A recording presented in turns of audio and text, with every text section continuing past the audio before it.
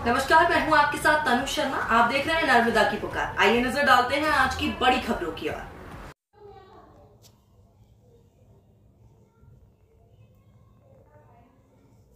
Indore Budhni railway line का मामला विधायक ने किसानों के हित में विधानसभा में उठाकर ध्यान आकर्षित कराया। इंदौर बुधनी रेलवे लाइन को लेकर किसानों को व्यवहार मूल्य पर भूमि अधिग्रहण की राशि नहीं मिलने के कारण उन्हें मजबूर होकर धरना आंदोलन करना पड़ रहा है। बिजवाड़ चौराहे पर 14 फरवरी 2024 से प्रभावित कृषकों के द्वारा धरना आंदोलन किया जा रहा है। धरने पर बैठे कृषकों ने बताया कि या तो हमें भूमि अधिग्रहण का व्यवहार मूल्य से 4 गुना अधिक मुआवजा दिया जाए या भूमि के बदले भूमि दी जाए।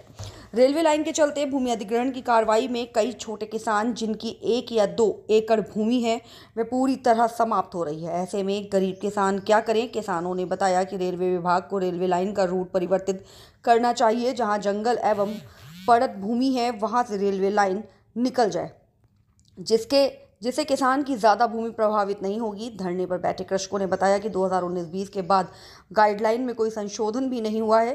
धरने पर कलवार, सुंदरेल, हथनौरी, कालापाटा, बिजवाड़, महुडिया, मालजीपुरा के साथ ही आसपास के गांव के प्रभावित कृषक 20 से 25 की संख्या में प्रतिदिन धरने पर विगत 14 फरवरी से बैठ रहे हैं।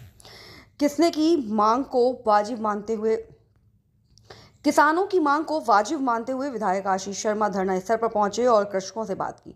कहा कि उनकी बात को विधानसभा में उठाया जाएगा।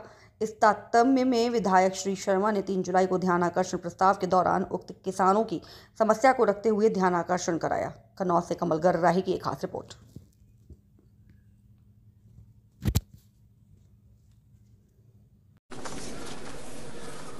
अब ध्यान आकर्षण श्री आशीष गोविंद शर्मा। धन्यवाद माननीय अध्यक्ष जी, आपने किसानों से जुड़े इस मुद्दे को सदन में रखने की अनुमति दी। मेरी ध्यान आकर्षण सूचना का विषय इस प्रकार है। देवास जिले के अंतर्गत बुधनी से इंदौर रेल लाइन परियोजना के लिए कृषकों की भूमि अधिग्रहण की कार्यवाही की जा रही है। इस कार्यवाही में कृषकों को बाजार दर से कम नाम मात्र का मुआवजा दिया जा रहा है। विगत 10 वर्षों से कलेक्टर की गाइडलाइन में वृद्धि नहीं होने के कारण मुआवजे का आकलन कम किया गया है। खेत पर स्थित कुआं, फलदार वृक्ष, ट्यूबवेल का उचित एवं व्यवहारिक मूल्यांकन नहीं किया गया है। साथ ही भूमि अधिग्रहण में मुआवजा गुणांक 2 की बजाय गुणांक 1 लागू करके दिया जा रहा है, जो कि विसंगतिपूर्ण है। कृषक अपनी जायज मांगों के लिए विगत 4 माह से धरने पर बैठे हैं। कृषकों को उचित मुआवजा न मिलने से प्रशासन के प्रति असंतोष व्याप्त है। अन्य मंत्री जी।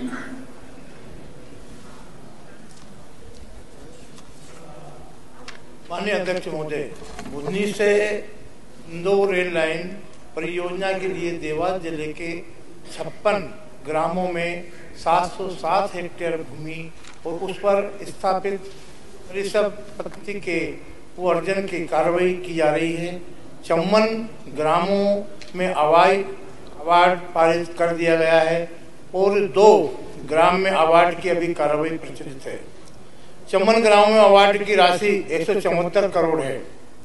भू अर्जन की कार्रवाई भू अर्जन अधिनियम 2013 के निर्धारण के मापदंड के अनुसार ही किया जा रहा है और बाजार मूल्य के अनुसार ही मुआवजा दिया जा रहा है। विगत 10 वर्षों में कोविड अवधि 2019-20 से वर्ष 21-22 के बीच को छोड़कर हर वर्ष बाजार मूल्य में वृद्धि के अनुसार कलेक्टर गाइडलाइन की दर में भी वृद्धि की गई है।